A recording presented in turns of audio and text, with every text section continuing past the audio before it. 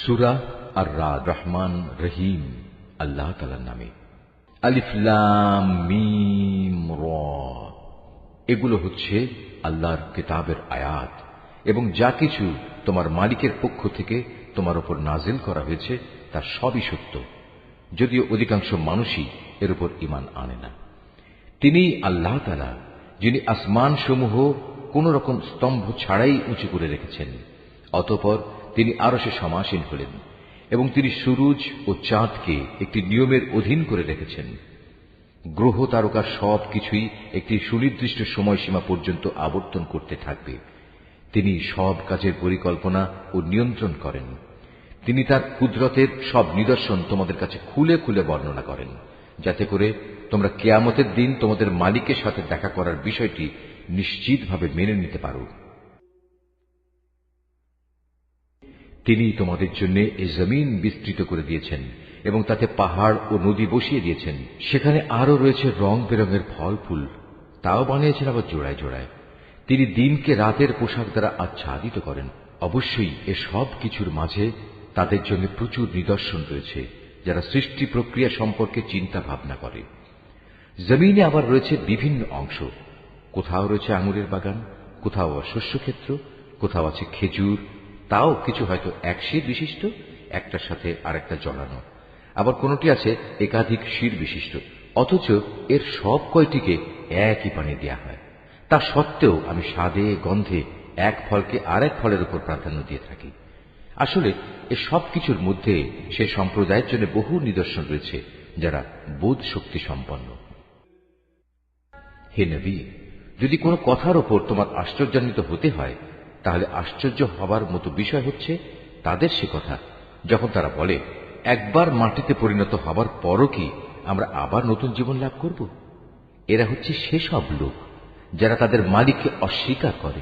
এরা হচ্ছে সেসব লোক যাদের গলদেশে কিয়ামতের দিন লৌহ শৃঙ্খল থাকবে। এরাই হচ্ছে জাহান্নামের অধিবাসী, সেখানে তারা চিরকাল অবস্থান করবে। এরা তোমার কাছে হেদায়েতের কল্যাণের আগে আযাবের অকল্যাণই ত্বরান্বিত করতে চায়, অথচ এদের আগে আযাব নাজিলের বহু দৃষ্টান্ত গত হয়ে গেছে। এতে সন্দেহ নাই তোমার মালিক মানুষের উপর তাদের বহুবিধ জুলুম সত্ত্বেও তাদের প্রতি ক্ষমাশীল, কিন্তু তোমার মালিক শাস্তি দানের বেলায়ও কঠোর। যারা তোমার নবুয়ত অস্বীকার করে তারা বলে, তার মালিকের পক্ষ থেকে কোনো দৃশ্যমান নিদর্শন কেন নাজিল হয় না? তুমি তাদের বলো, তুমি তো হচ্ছ আযাবের একজন সতর্ককারী রসূল মাত্র, আর প্রত্যেক জাতির জন্য এমনই একজন পথপ্রদর্শক আছে। প্রতিটি গর্ভবতী নারী তার ভেতরে যা কিছু বহন করে চলেছে এবং তার জরায়ু সন্তানের যা কিছু বাড়ায় কমায়, তার সবই আল্লাহ তাআলা জানেন। তার কাছে প্রতিটি বস্তুরই একটি পরিমাণ নির্দিষ্ট করা আছে। তিনি দেখা অদেখা সব কিছুই জানেন। তিনি মহান, তিনি সর্বোচ্চ মর্যাদাবান। তোমাদের মাঝে কোনো লোক আস্তে কথা বলুক কিংবা জোরে বলুক, কেউ রাতের অন্ধকারে আত্মগোপন করে থাকুক কিংবা দিনে আলোর মাঝে বিচরণ করুক, এগুলো সবই তার কাছে সমান। মানুষ যে অবস্থায় থাক না কেন, তার জন্য আগে পেছনে একের পর এক আসা ফেরেশতার দল নিয়োজিত থাকে। তারা আল্লাহর আদেশে তাকে হেফাজত করে। আল্লাহ তাআলা কখনো কোনো জাতির অবস্থার পরিবর্তন করেন না যতক্ষণ না তারা নিজেরা নিজেদের অবস্থা পরিবর্তন করে। আল্লাহ তাআলা যখন কোনো জাতির জন্য কোনো বিপদ পাঠাতে চান, তখন তার রদ করার কেউ থাকে না, না তিনি ব্যতীত ওদের কোনো অভিভাবক থাকতে পারে। তিনিই তোমাদের বিদ্যুতের চমক দেখান, তা মানুষের মনে যেমন ভয়ের সঞ্চার করে, তেমনি বহু আশারও সঞ্চার করে। এবং তিনি পানি সঞ্চয়নী মেঘমালা সৃষ্টি করেন। আর মেঘের নিষ্প্রাণ গর্জন যেমন তার সপ্রশংস মহিমা ও পবিত্রতা ঘোষণা করে, তেমনি সপ্রাণ ফেরেশতারাও তার ভয়ে তার মাহাত্ম্য ঘোষণা করে। তিনি আকাশ থেকে বজ্রপাত করান, অতঃপর যার উপর তিনি চান তার উপরে তিনি তা পাঠান। অথচ এর নাফরমান ব্যক্তিরা এত কিছু সত্ত্বেও আল্লাহ তাআলার অস্তিত্বের প্রশ্নে বিতর্কে লিপ্ত হয়। তিনি তাঁর কৌশলে ও মাহাত্ম্যে অনেক বড়।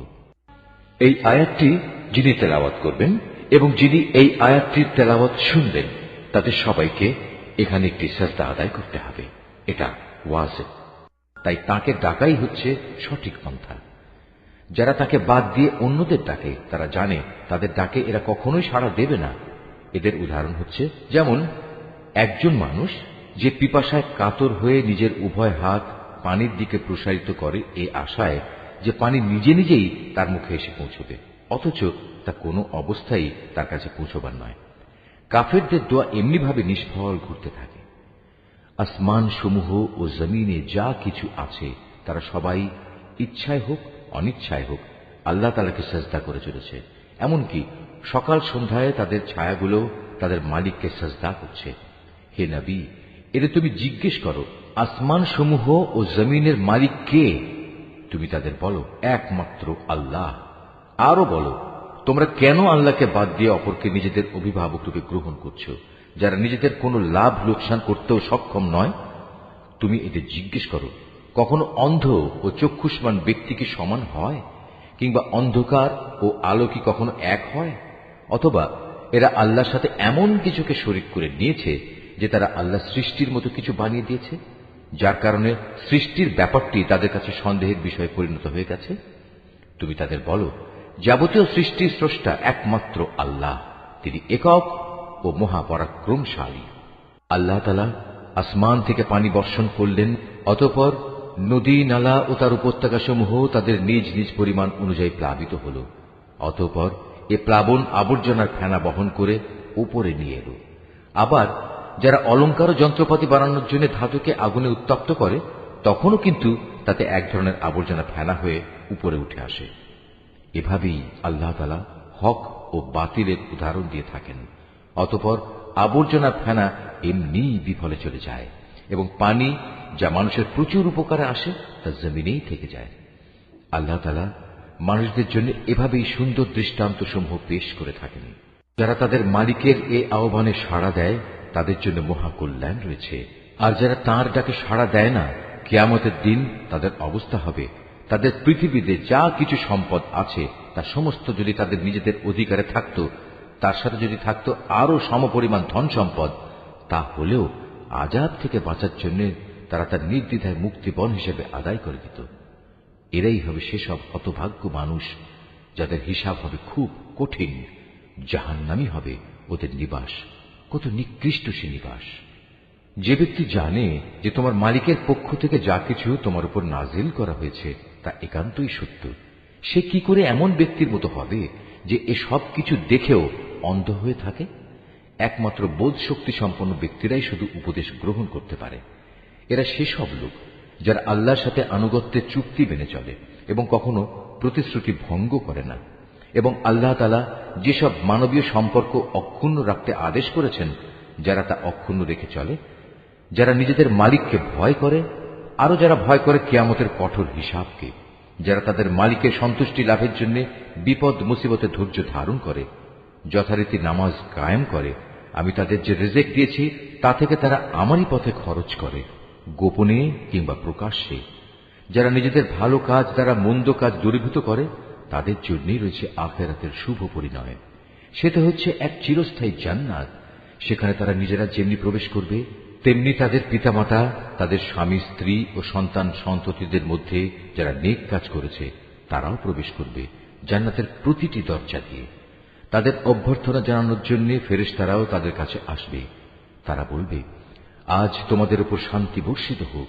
দুনিয়ার জীবনে তোমরা যে পরিমাণ ধৈর্য ধারণ করেছ এটা হচ্ছে তার বিনিময়। আখিরাতের ঘরটি কত উৎকৃষ্ট। অপরদিকে যারা আল্লাহর সাথে ইবাদতের প্রতিশ্রুতিতে আবদ্ধ হওয়ার পর তা ভঙ্গ করে, যেসব সম্পর্ক আল্লাহ তাআলা অক্ষুণ্ণ রাখতে বলেছেন তা ছিন্ন করে, সর্বোপরি আল্লাহর জমিনে বিপর্যয় সৃষ্টি করে বেড়ায়, তাদের জন্য রয়েছে আল্লাহ তাআলার অভিশাপ এবং তাদের জন্যই রয়েছে আখিরাতের নিকৃষ্ট আবাস। আল্লাহ তাআলা যার জীবনোপকরণে প্রশস্ততা দিতে চান তাই করেন, আবার যাকে তিনি চান তার রিজিক সংকীর্ণ করে দেন। আর এরা এ বৈষয়িক জীবনের ধন সম্পদের ব্যাপারেই বেশি উল্লসিত হয়, অথচ আখিরাতের তুলনায় এ পার্থিব জীবন ক্ষণস্থায়ী উপভোগ ছাড়া আর কিছু নয়। হে নবী, যারা তোমার নবুয়ত অস্বীকার করে তারা বলে, তার মালিকের কাছ থেকে তার উপর কোনো অলৌকিক নিদর্শন পাঠানো হলো না কেন? তুমি এদের বলো, আল্লাহ তাআলা যাকে ইচ্ছা তাকে বিভ্রান্ত করেন এবং তার কাছে পৌঁছার পথ তিনি তাকেই দেখান যে নিষ্ঠার সাথে তার অভিমুখী হয়। যারা আল্লাহর উপর ঈমান আনে এবং আল্লাহর জিকিরে তাদের অন্তঃকরণ প্রশান্ত হয়, জেনে রেখো আল্লাহর জিকিরই অন্তরসমূহকে প্রশান্ত করে। যারা ঈমান আনে এবং নেক কাজ করে তাদের জন্য রয়েছে যাবতীয় সুখবর ও শুভ পরিণাম। অতীতে যেমন আমি নবী রসুল পাঠিয়েছি, তেমনি করে আমি তোমাকেও একটি জাতির কাছে নবী করে পাঠিয়েছি। এর আগে অনেক কয়েকটি জাতি অতিবাহিত হয়ে গেছে, যাতে করে তোমরা তাদের কাছে সে কিতাব পড়ে শোনাতে পারো যা আমি তোমার উপর ওহী করে পাঠিয়েছি। এ সত্ত্বেও তারা অনন্ত করুণাময় আল্লাহ তাআলাকে অস্বীকার করে। তুমি তাদের বলো, তিনি আমার মালিক, তিনি ছাড়া আর দ্বিতীয় কোনো মাবুদ নেই। সর্বাবস্থায় আমি তাঁর উপরই ভরসা করি, তাঁর দিকেই আমার প্রত্যাবর্তন। যদি পাহাড় সমূহকে কোরআনের অলৌকিক ক্ষমতা দিয়ে গতিশীল করে দেয়া হতো, কিংবা জমিন বিদীর্ণ করে দেয়া হতো, অথবা তার মাধ্যমে যদি মরা মানুষকে দিয়ে কথা বলানো যেত, তবুও এর নাফরমান মানুষগুলো ঈমান আনত না। কিন্তু আসমান জমিনের সমস্ত ক্ষমতা একমাত্র তাঁরই হাতে। অতঃপর ঈমানদাররা একথা জেনে কি নিরাশ হয়ে পড়ল যে আল্লাহ তাআলা চাইলে সমগ্র মানব সন্তানকেই হিদায়াত দিতে পারতেন? এভাবে যারা কুফরের পথ অবলম্বন করেছে তাদের কোনো না কোনো বিপর্যয় ঘটতেই থাকবে, কিংবা তাদের নিজেদের উপর না হলেও আশপাশে তা আপতিত হতে থাকবে, যে পর্যন্ত না তাদের জন্য আল্লাহ তাআলার চূড়ান্ত আযাবের ওয়াদা সমাগত হয়। আল্লাহ তাআলা কখনোই প্রতিশ্রুতি ভঙ্গ করেন না। হে নবী, তোমার আগেও নবী রসুলদের ঠাট্টা বিদ্রূপ করা হয়েছে। অতঃপর আমি প্রথমে তাদের কিছু অবকাশ দিয়েছি যারা কুফরি করেছে। এরপর আমি তাদের কঠোর শাস্তি দিয়েছি। কত কঠোর ছিল আমার আযাব! যিনি প্রত্যেকটি মানুষের উপর তাঁর দৃষ্টি প্রতিষ্ঠিত রাখেন যে সে মানুষটি কি পরিমাণ অর্জন করেছে, তিনি কি করে অন্যদের মতো হবেন? ওরা আল্লাহর সাথে শরীক করে রেখেছে। হে নবী, এদের তুমি বলো, ওদের নাম তো তোমরা বলো, অথবা তোমরা কি আল্লাহ তাআলাকে এমন শরীকদের সম্পর্কে খবর দিতে চাচ্ছ যাকে তিনি জানেনই না? ওরা জমিনে কোথায় রয়েছে, অথবা এটা কি তাদের কোনো মুখের কথা মাত্র? আসল কথা হচ্ছে, যারা কুফরি করেছে তাদের চোখে তাদের এই প্রতারণাকে শোভন করে দেয়া হয়েছে। আল্লাহ তাআলার পথ থেকে তাদের অবরোধ করে রাখা হয়েছে। আল্লাহ তাআলা যাকে গোমরাহ করেন তার জন্য পথের দিশা দেখানোর আসলেই কেউ নেই। এদের জন্য দুনিয়ার জীবনেও অনেক শাস্তি আছে, তবে আখিরাতে যে আযাব রয়েছে তা বেশি কঠোর। মূলত আল্লাহর ক্রোধ থেকে তাদের বাঁচাবার মতো কেউ নেই।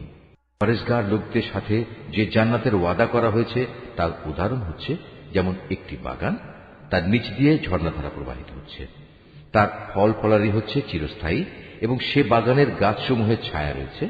এ সবই হচ্ছে তাদের পরিণাম যারা দুনিয়ায় তাকওয়ার জীবন অতিবাহিত করেছে। কাফিরদের পরিণাম হচ্ছে জাহান্নামের আগুন। হে নবী, যাদের আমি ইতিপূর্বে কিতাব দান করেছিলাম তারা তোমার উপর যা কিছু নাজিল করা হয়েছে তাতে বেশি আনন্দ অনুভব করে। এই দলে কিছু লোক এমনও আছে যারা এর কিছু অংশ অস্বীকার করে। তুমি এদের বলো, আমাকে তো আল্লাহর ইবাদত করার আদেশ দেয়া হয়েছে, আমি তো আরো আদিষ্ট হয়েছি যেন আমি তার সাথে কোন রকম শরীক না করি। আমি তোমাদের সবাইকে তাঁর দিকে আহ্বান করছি, তাঁর দিকেই আমার প্রত্যাবর্তন। হে নবী, আমি এভাবেই এ বিধান তোমার উপর আরবি ভাষায় নাজিল করেছি যেন তুমি সহজেই বুঝতে পারো। তোমার কাছে আল্লাহর পক্ষ থেকে যে জ্ঞান এসেছে তা সত্ত্বেও যদি তুমি তাদের খেয়াল খুশির অনুসরণ করো, তাহলে আল্লাহর সামনে তোমার কোনোই সাহায্যকারী থাকবে না, না থাকবে তোমাকে বাঁচাবার মতো কেউ। হে নবী, তোমার আগেও আমি অনেক রসুল পাঠিয়েছি এবং তাদের জন্য আমি স্ত্রী এবং সন্তান সন্ততিও বানিয়েছিলাম। কোন রসুলের কাজ এটা নয় যে আল্লাহর অনুমতি ছাড়া একটি আয়াত সে পেশ করবে। মূলত প্রতিটি যুগের জন্যই ছিল এক একটি কিতাব, আর সেসব কিছুর মাঝ থেকে আল্লাহ তাআলা যা কিছু চান তা বাতিল করে দেন এবং যা কিছু ইচ্ছা করেন তা পরবর্তী যুগের জন্য বহাল রেখে দেন। মূল গ্রন্থ তো তাঁর কাছে মজুদ থাকে। হে নবী, যে আযাবের ওয়াদা আমি এদের সাথে করি তার কিছু অংশ যদি তোমার জীবদ্দশায় আমি তোমাকে দেখিয়ে দিই, কিংবা তার আগেই যদি আমি তোমাকে মৃত্যু দিই, তাহলে তোমার উদ্বিগ্ন হওয়ার কিছু নেই। কেননা তোমার কাজ তো হচ্ছে আমার কথাগুলো পৌঁছে দেয়া, আর আমার কাজ হচ্ছে অমান্যকারীদের কাছ থেকে তার যথাযথ হিসাব বুঝে নেয়া। এরা কি দেখতে পায় না যে আমি তাদের জমিন চার দিক থেকে আস্তে আস্তে সংকুচিত করে আনছি? আল্লাহ তাআলা যা চান সে আদেশ জারি করেন, তার সে আদেশ উল্টে দেওয়ার কেউই নেই। তিনি হিসাব গ্রহণে খুবই তৎপর। যারা এদের আগে অতিবাহিত হয়ে গেছে তারা বড় বড় ধোঁকা প্রতারণার আশ্রয় নিয়েছিল। কিন্তু যাবতীয় কলা কৌশল তো আল্লাহ তাআলার জন্যই, কেননা তিনিই জানেন প্রতিটি ব্যক্তি কখন কি অর্জন করে। অচিরেই কাফেররা জানতে পারবে আখিরাতে সুখ নিবাস কাদের জন্য তৈরি করে রাখা হবে। নবী, যারা আল্লাহ তাআলাকে অস্বীকার করে তারা বলে, তুমি নবী নও, তুমি ওদের বলে দাও, আমার এবং তোমাদের মাঝে আমার নবুয়তের সাক্ষ্যের ব্যাপারে আল্লাহর সাক্ষ্যই যথেষ্ট। উপরন্তু যার কাছে পূর্ববর্তী কিতাবের জ্ঞান আছে সেও এ ব্যাপারে সচেতন।